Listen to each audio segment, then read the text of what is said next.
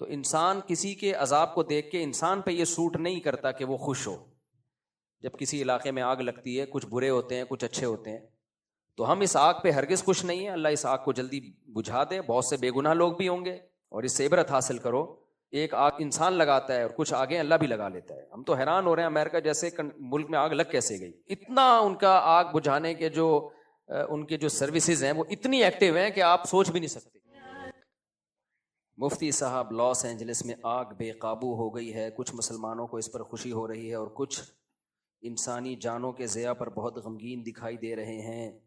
یہ قدرتی آفت عذاب یا آزمائش سے کچھ بڑے ظالم لوگوں کے گھر بھی جلے ہیں. اس پر کیا رد عمل دینا چاہیے؟ دیکھو، کہیں بھی کوئی عذاب آئے یا آگ باگ لگے یا کوئی بھی مصیبت ہو، لوط علیہ الصلوۃ والسلام کی قوم کا عمل ہمارے سامنے ہے.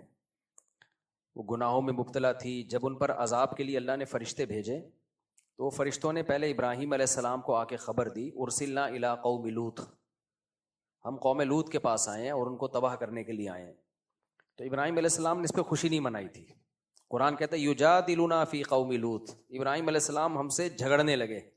یعنی اللہ سے تو کون جھگڑ سکتا ہے. مطلب یہ کہ اتنی لجاجت آہوزاری کی کہ عذاب نہ آئے، کہ گویا کہ لڑ رہے ہیں. یہ مبالغہ ہے.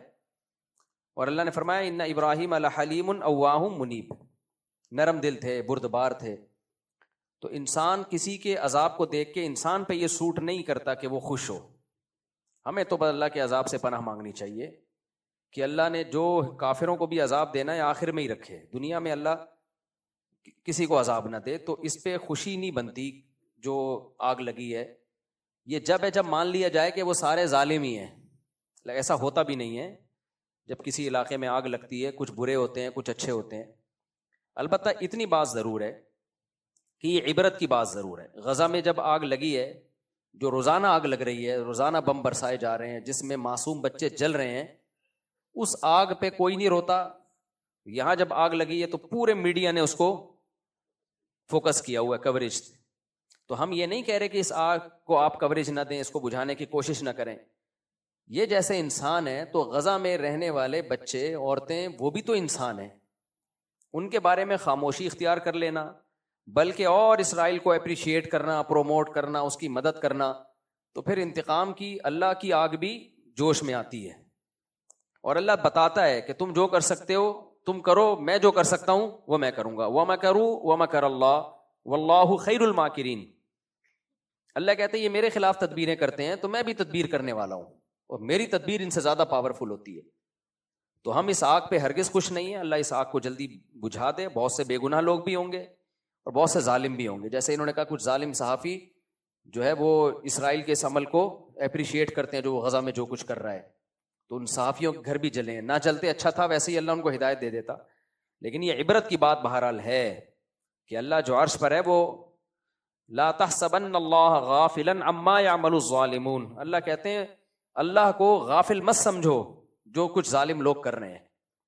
تو اس لیے دنیا کو دونوں آگوں کے خلاف آواز اٹھانی چاہیے، دونوں آگوں کو بجھانے کی کوشش کرنی چاہیے. لاس اینجلس میں جو آگ لگی ہے اس کو بھی بجھانے کی کوشش کریں، لیکن میرے بھائی جو غزہ میں آگ لگی ہوئی ہے نا اس کو بھی بجھانے کی کوشش کرو، اور اس سے عبرت حاصل کرو کہ ایک آگ اللہ انسان لگاتا ہے اور کچھ آگیں اللہ بھی لگا لیتا ہے. ہم تو حیران ہو رہے ہیں امریکہ جیسے ملک میں آگ لگ کیسے گئی.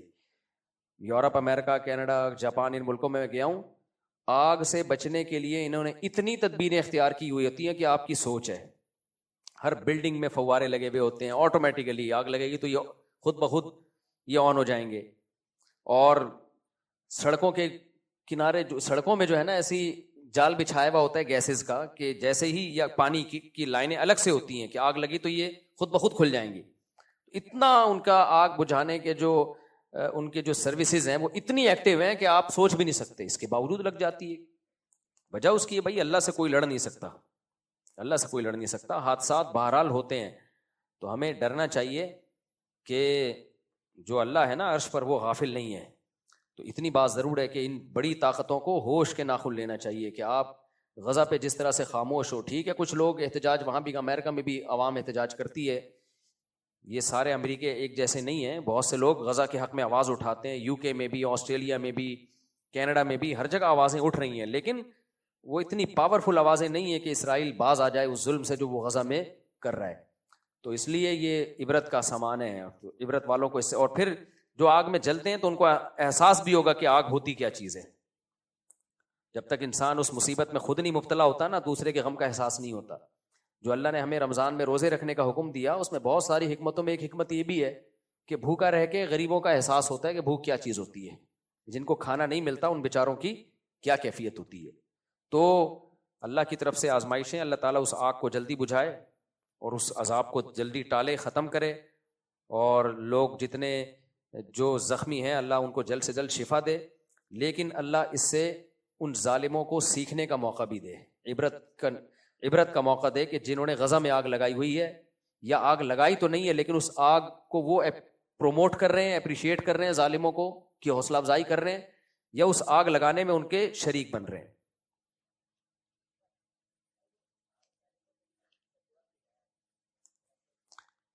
دیکھو ظالموں کے لیے بد دعا کی جائے تو وہاں سارے ظالم نہیں ہے نا، مسئلہ یہ ہے.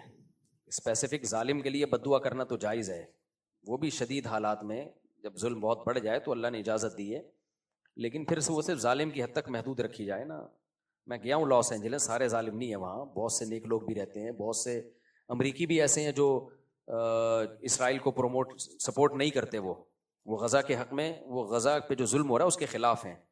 لیکن جب اس طرح کے اجتماعی عذاب آتے ہیں وہ تو سبھی لپیٹ میں آتے ہیں پھر اس کی. آج کل بہت سی امریکیوں کو مسلمان بنانا دنیا کا سب سے آسان کام ہے.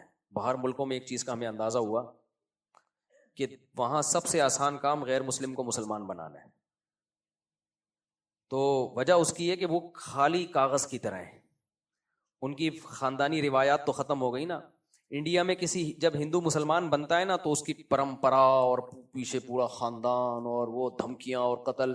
گوروں کے یہاں تو یہ سیٹ اپ ہی نہیں ہے، چچا ماموں والا. صحیح ہے نا.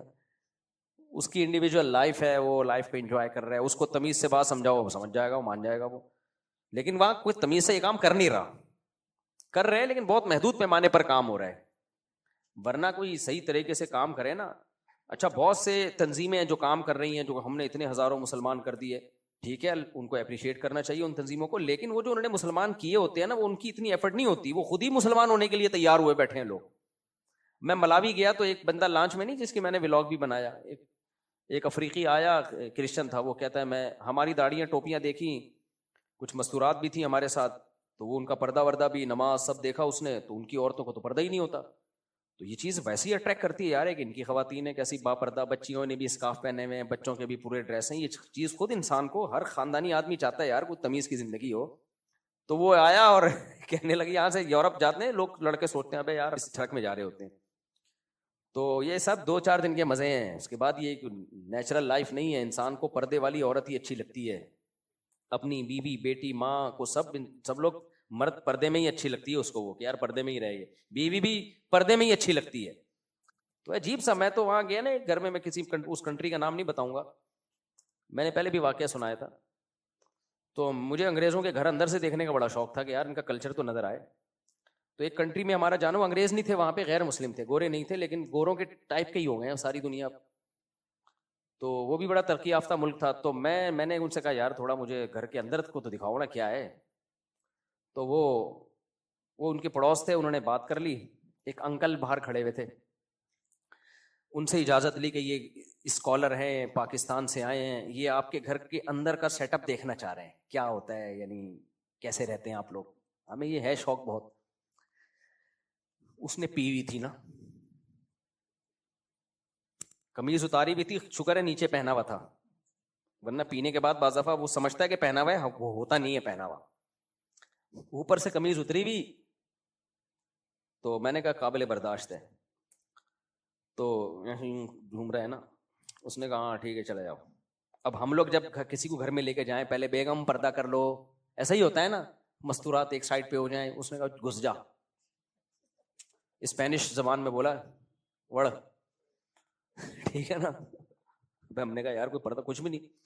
اندر گئے ہیں تو اس کی کوئی دادی بیٹھی ہوئی تھی، وہ تھی اس کی وائف لیکن بیچاری دادی لگ رہی تھی. غیبت اس لیے نہیں، آپ کو کیا پتا، لوگوں نے یہ لکھا تھا کسی کا راز کیوں فاش کرا. تم اسپین چلے جاؤ تو بڑی بات ہے یار، راز فاش.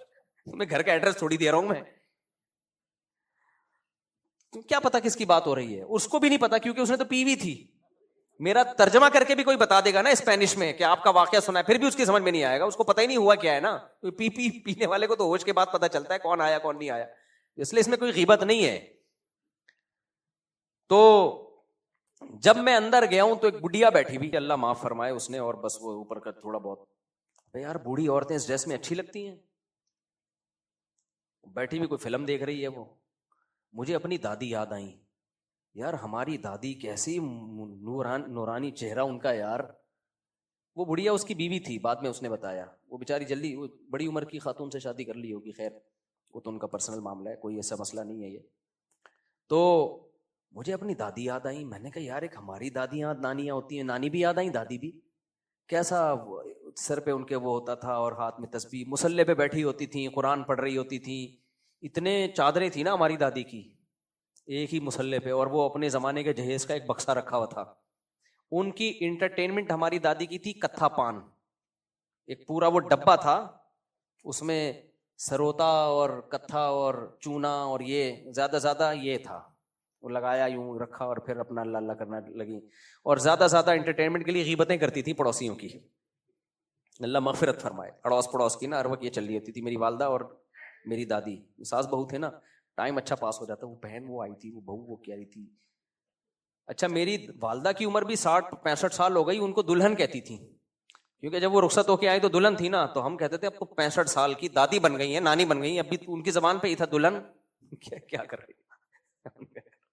خیر, تو میں نے کہا یار ایک ہماری دادیاں ہوتی ہیں اور یہ بیچاری, اور گھر میں کوئی تیسرا فرد نہیں. ہمیں دیکھا انہوں نے ہائے ہائے فائن اسپینش میں کچھ بولا, انگلش میں بھی کچھ ٹوٹی پھوٹی انگلش. مجھے خیال ہوا تھا ہمیں دیکھ کے تھوڑا سا ہوگی, تھوڑا ہوتا ہے نا, نہیں بھائی وہ تو سب کا اسٹائل ہی ہے, یہ اس کو وہ ان کا کلچر ہے, یہ اس کو برا نہیں سمجھتے. ہم نے کہا ہائے ہائے فائن, اس نے کہا فائن, پتہ نہیں کوئی انگلش کوئی لگی ہوئی تھی اس میں, کوئی ڈاکومنٹری. گھر بس ٹوٹل یہی, سب کا یہی حال ہے بیچاروں کا یار. اور وہ اتنی پرانی چیزیں گھر میں, پورا گھر سامان سے بھرا ہوا, اور بہت سارے ملکوں کے کوئی جھنڈے اور علامتیں. میں نے پوچھا یہ کیا ہے, اس نے بتایا کہ ہم جس کنٹری میں اپنے ہسبینڈ کے ساتھ میں گئی ہوں تو اس کا ہم نے ایک فلیگ لا کے رکھا ہوا ہے تاکہ یادگار رہے. ہم اتنے ملکوں میں, یعنی محبت والے میاں بیوی تھے, پوری دنیا گھومے. کیا محبت کے 4 بچے نہیں ہو سکے تمہارے یار. محبت کا تو پتہ چلتا ہے کہ اللہ کے بندو تم چاہتے ہو اولاد ہو, ہم دونوں مل کے پالیں, وہ ہے نہیں.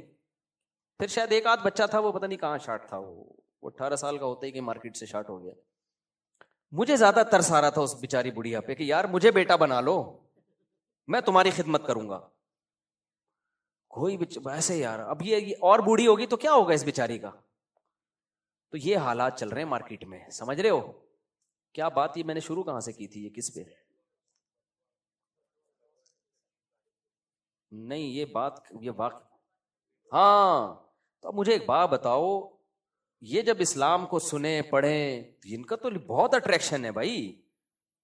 امریکہ میں ایک بڑھیا مسلمان ہوئی اس لیے کہ اس نے جنازہ دیکھ لیا کسی کا,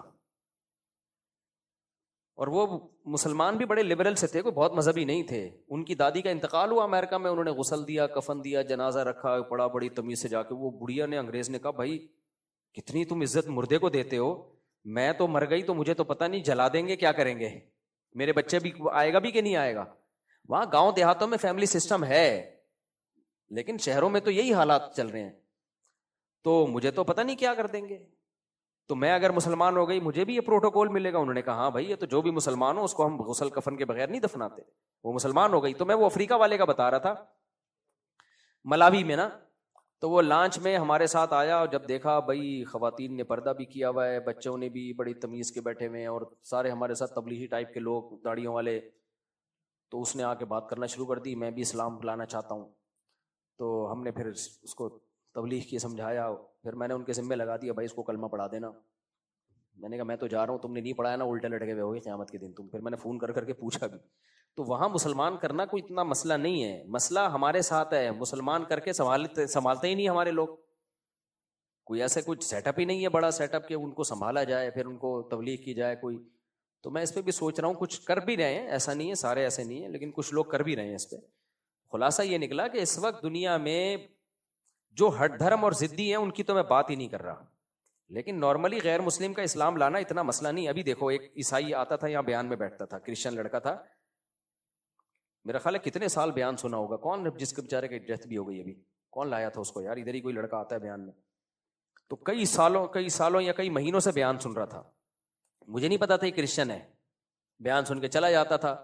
تو کیا ہوا ہے 2-4 مہینے پہلے وہ آیا اور کہا کہ میں آپ کا، مجھے یاد دیکھ کے بھی پہچان گیا، میں نے کہا تم تو بیان میں آؤ، تو کہتا ہے میں عیسائی ہوں لیکن میں اب اسلام لانا چاہتا ہوں. تو میں نے اسے کہا سوچ لو اچھی طریقے سے، غور و فکر کر لو وغیرہ وغیرہ، سمجھایا، پھر چلا گیا. وہ مجھے ڈر بھی لگ رہا تھا انتقال نہ ہو جائے یار، لیکن بہرحال انسان سوچے تو نا. تو پھر اگلے ہفتے دوبارہ آیا، کہہ رہا میں بالکل سوچ سمجھ کے مسلمان ہو رہا ہوں. تو اسلام قبول کیا اس نے، ابھی اسلام قبول کروایا ہے اس کو، یہیں بینچ پہ مسلمان ہوا. میرا کینیڈا کا سفر تھا، میں کینیڈا گیا تو وہاں کسی کا میرے پاس میسج آیا کہ اس کی ڈیتھ ہو گئی ہے، ایکسیڈنٹ میں انتقال ہو گیا.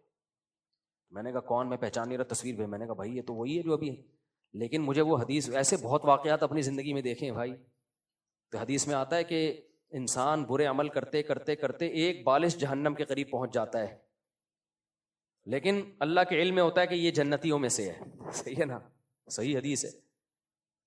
تو اتنا جہنم کے قریب ہو کر وہ اعمال شروع کر دیتا ہے تو جنتیوں والے ہوتے ہیں.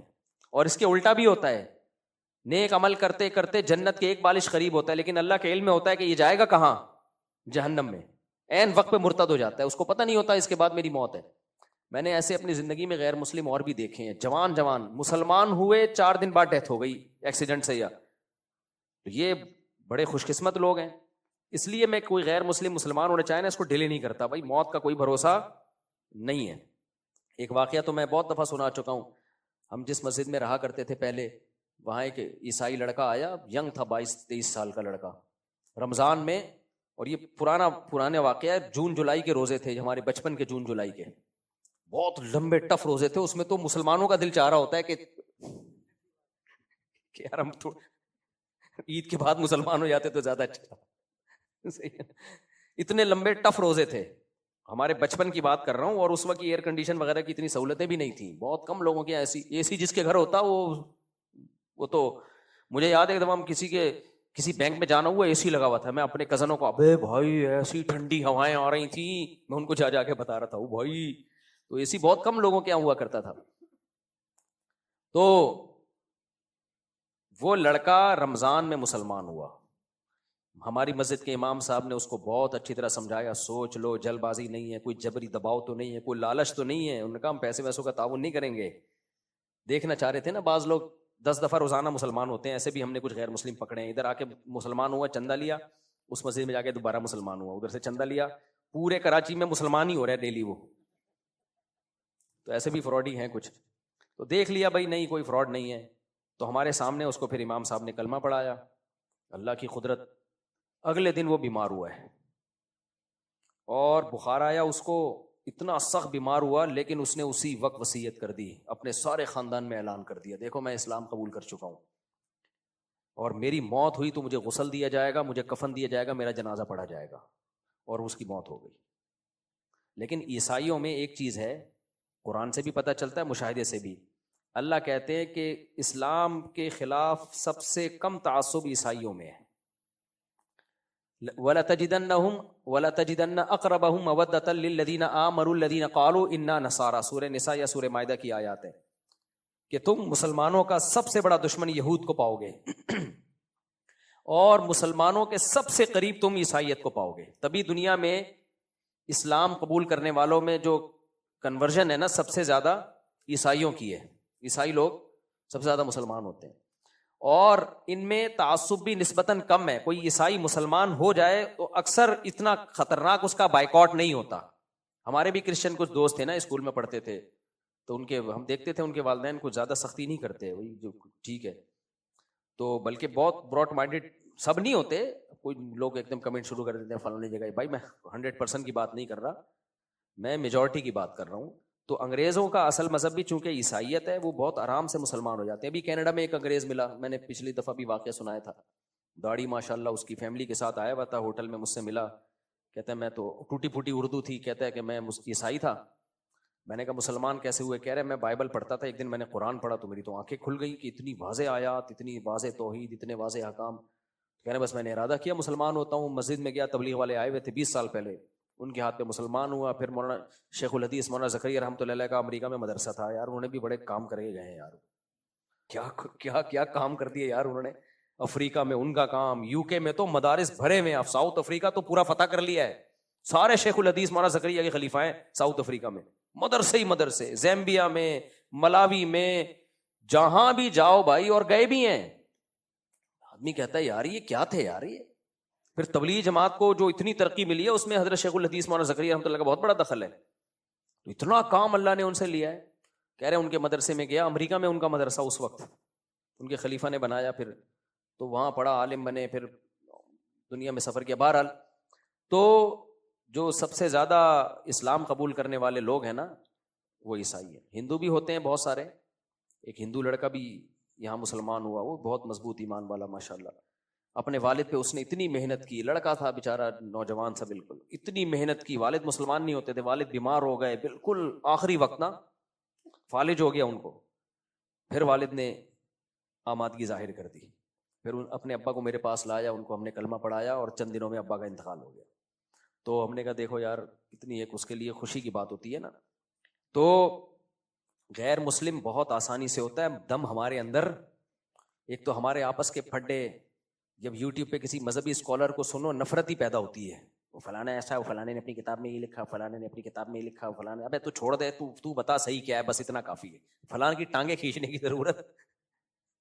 وہی ہے ایک آدمی تہجد میں دعا مانگ رہا تھا، اے اللہ یہ سارے سو رہے ہیں، میں اکیلا تیرے سامنے جاگ رہا ہوں، فلانا بھی سو رہا ہے، فلانا بھی سو رہا ہے. تو فلانے نے منڈی نکالی اپنی کمبل سے، بولا کم بخت تو اپنی تعریفیں کر، ہماری غیبتیں کیوں کر رہا ہے بیٹھ کے. یہ طریقہ ٹھیک نہیں ہے. وہ فلانا نے یہ لکھا تو فلانا، ایسے تو کوئی بچے گا ہی نہیں میرے بھائی.